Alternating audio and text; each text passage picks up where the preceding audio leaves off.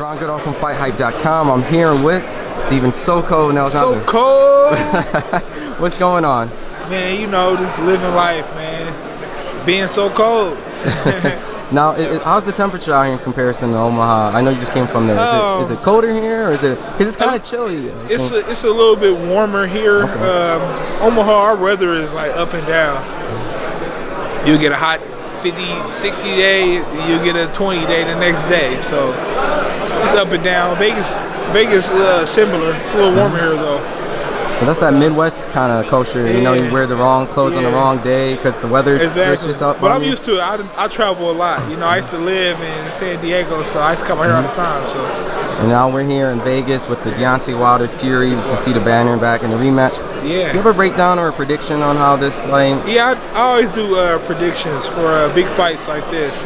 For me, I have Wilder with before 8 round KO. And the reason why is because Deontay Wilder, he's very passionate about doing what he says he's going to do before fights come. And being a fighter myself, when you in the ring with somebody and you don't know if you can hurt them or not, you're kind of like standoffish. You look at the first fight, Wilder was kind of boxing a little bit, and then later on he turned it up, and then when he caught him, he went down. So now he know that he can knock Tyson Fury out if he wanted to. He's got to jump on it faster. So I believe he's gonna come out strong, and he know what he got to do. He's gonna come out strong. And if I had to put a number on the round, it'd be round 4 or 5, early 5 stoppage. Now, if you're Fury, right? Let's say, and maybe from a boxing analyst and a boxer like yourself. How do you nullify someone's power? Seeing the fact that you got this devastating right hand, what would you do with a puncher power to kind of eliminate that ability to kind of not allow him to use it? Is it a certain way you circle? Is it hitting him on a certain side? You stay away from it. So if he orthodox, move to his left. Okay. You're right. Walking away go this from way it. Because I can't punch like that. So I gotta keep turning to you. And by the time I'm turning to you, you catch me with something. So you gotta step away from it. And then once you step away from it, get an opening, then you push him backwards. So if I was Fury coach, I'd be working on stepping to the right and coming forward. Step to the right, come forward. Step to the right, come over. That's what you gotta do with somebody like Deontay Wilder. Now let's say, like, since Deontay can fight aggressive, what would you do in a sense where you get put in a corner, right?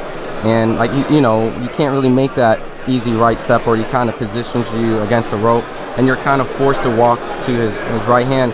What would you do in a situation like that? Well, Tyson Fury, he has the arm length, and he has the agility to work his way out of the corner. You know what I mean? He's a big dude, but he can move. So that's when you do the double move. You call it double move, boom, boom, step, boom, turn, get out the corner. Then you turn, and you got Wilder in the corner now. You have to turn your opponent? You turn your opponent. That's what you do as a fighter. And then if you have ring generalship, you should never get to that corner unless it's a trap in the first place. Because you should know, all right, this is a 20-foot ring, and you're measuring with your eyes and your peripherals, like where you at. And you look up and you see the other rings. Oh, that's about 20 feet. That means my back is on the rope. I need to get out of here. Boom, I need to turn and get out of here. That's me. Like I'm a scientist when it comes to stuff like that. Like everything I do is calculated.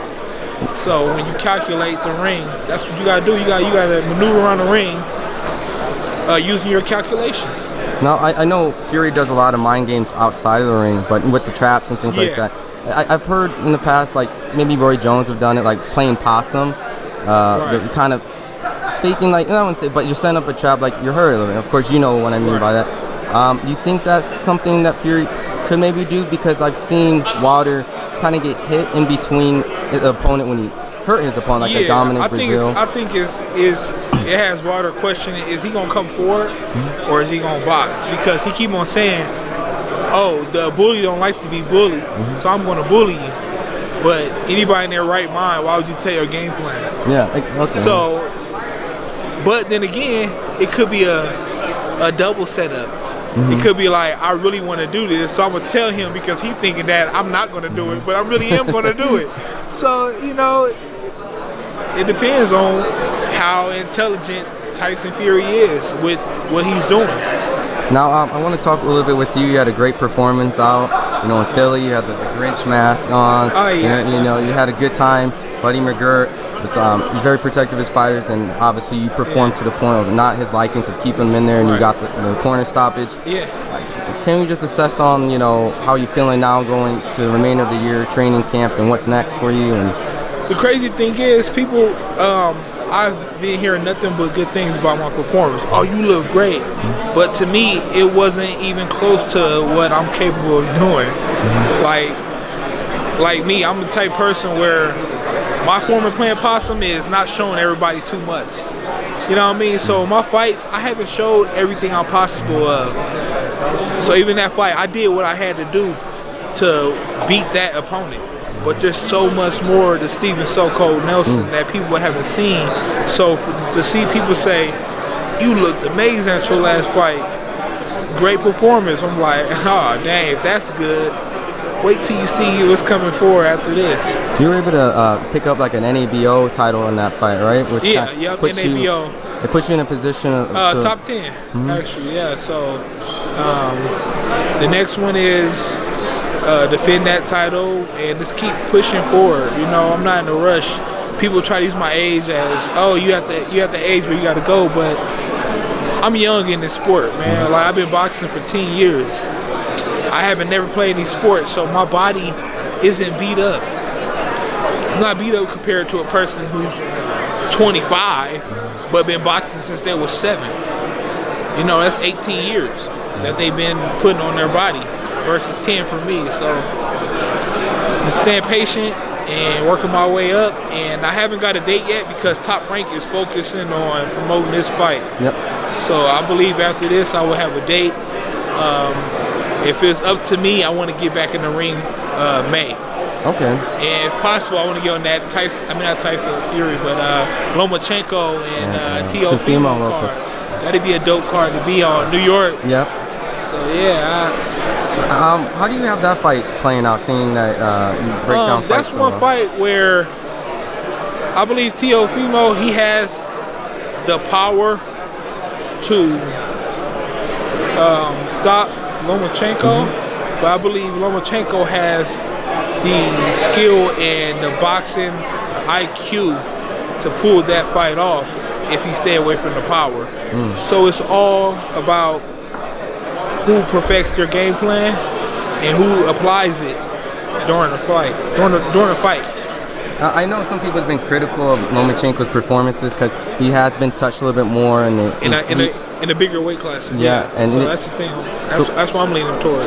So in sense of that, do you think that's based off a combination of just not the weight, but is he getting, I guess, a little bit older in the fight game? Seeing that you talked about you're young in the game, he's had 400 or almost like 400 plus amateur fights.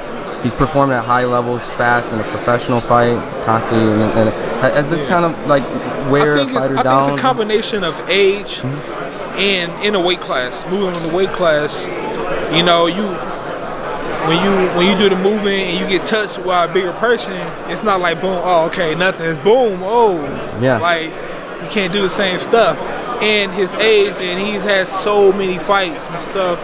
So when it comes to that with the experience, it comes from he could be relaxing on the things he do to prepare for fights now because he's been doing it for so long. It's like you've been writing your name for so long on a piece of paper. He's like, you do it.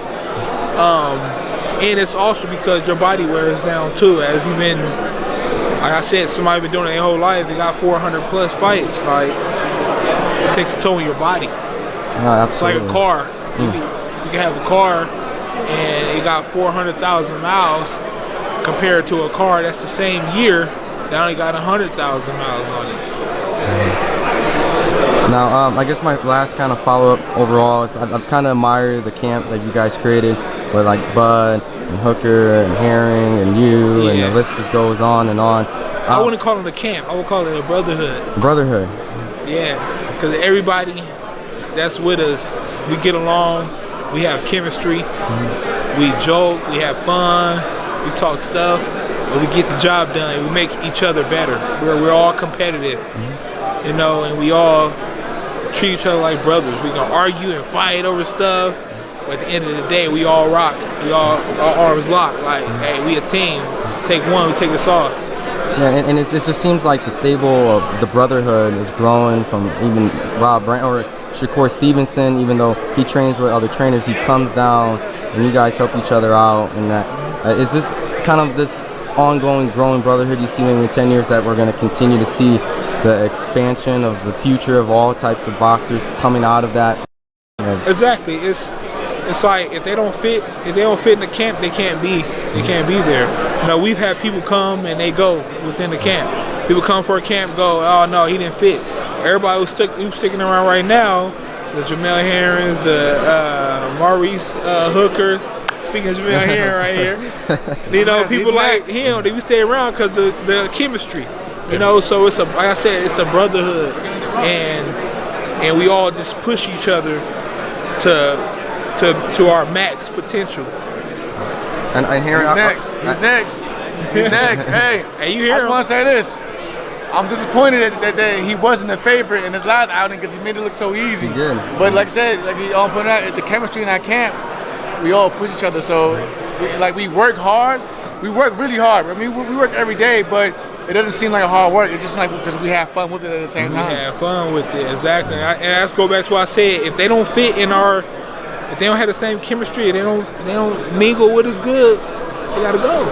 They gotta go. You have to be a little tough skin in the just because I kind of see the fun, but I'm seeing people getting taped up on things. Because the first day anybody come, we put them through a gauntlet. Like, we talk stuff, we talk about them. Ain't nobody safe. Nobody's safe. If you come, we gonna talk stuff. We gonna talk about your hairline. We gonna talk about your breath. We gonna do it. That's us. We gonna do it. Encourage like the trash talk back? Like I know sometimes it's like all right. We got a guy, Bubakar. Yeah. The first day he came in talking smack, and we all fell in love with him because he didn't bow down like a puppy. Yep. You know, he came up like, hey, I'm with it. Like, what's up? Like, it is what it is. Yep. So we talked about him, and he came right back with jokes. So that's perfect. He fit right in with it. Hey, by the way, that's we call him the boxing black guy because he be in everybody camp. Like, he done been in camp for months. No fight. This is camp. Oh, man. Camp. I think we can get him. Yeah, he's supposed to be. It's funny because I made a joke. It was like last October. Like, man, you probably ain't gonna fight till April. Guess when his next date is? April. He like, man, you jinxed me, dude. You jinxed me. I'm like, okay, my fault. Well, look, I appreciate the time and the amazing breakdowns and the inside of the Brotherhood camp. Any type of social media and where we can follow you? Oh yeah, everybody post. You know, So Cold. I do everything. You know, I'm So Cold the comedian, So Cold the handyman, So Cold the artist, So Cold the barber, and the list go on and on. But you can follow all that on Instagram at Steven Nelson Boxing. On Facebook, I have Steven So Cold Nelson, and I just started Twitter a couple weeks ago. So it's So Cold Nelson. So you can follow me in. You want to be entertained, you want to be motivated, you want to see some boxing stuff, you want to, man, you see it all. I'm a full circle when it comes to people, man. So you come there, man, and I promise you, I'm going to entertain you, and I'm going to give you some insights, some stuff, and I'm gonna make jokes. I'm also going to be real about certain subjects, controversial subjects, everything. So maybe you can do like a Cold's Corner when you break some stuff down, you know, and we can have some fun on this. Yeah, definitely. Awesome, appreciate it. Thank you so much. Oh yeah, definitely.